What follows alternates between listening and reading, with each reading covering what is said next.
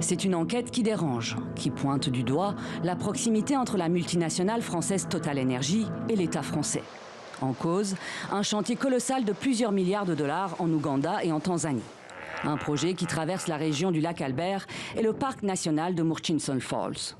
L'entreprise française y prévoit l'exploitation de 6 champs pétroliers, plus de 400 puits de pétrole, forés pour produire plus de 200 000 barils de brut.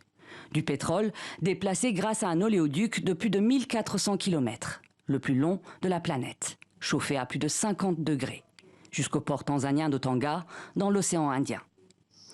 Le projet fait l'objet de vives critiques de la part de nombreuses ONG, qui dénoncent un impact majeur sur l'environnement et sur les populations locales. Avec son nouveau rapport, les ONG Amis de la Terre, Survie et l'Observatoire des multinationales dénoncent le soutien de l'État français au projet de Total.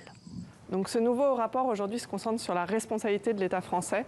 On montre comment l'État aide Total à développer son méga projet pétrolier en Ouganda via un soutien diplomatique jusqu'au plus haut niveau de Emmanuel Macron, mais aussi la coopération militaire ou un soutien économique et aussi via du greenwashing.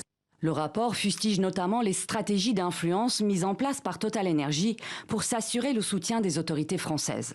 On appelle ça porte tournante parce que ça va dans les deux sens, effectivement. Donc on a des anciens cadres de Total qui ensuite vont travailler à l'Élysée ou dans des ministères, ou à l'inverse, des anciens hauts fonctionnaires. Et on a un exemple assez connu qui est l'ancien conseiller de Jean-Yves Le Drian au ministère de la Défense et au ministère des Affaires étrangères, qui ensuite est devenu lobbyiste en chef de Total.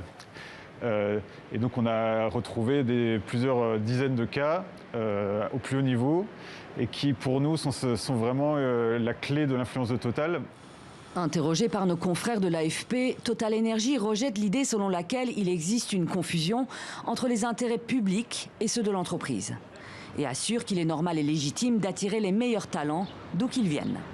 Le ministère français des Affaires étrangères a de son côté réagi en assurant que la France était très attentive au respect des normes fondamentales en matière d'impact climatique, de protection de l'environnement et de respect des droits humains des projets portés par les industriels français.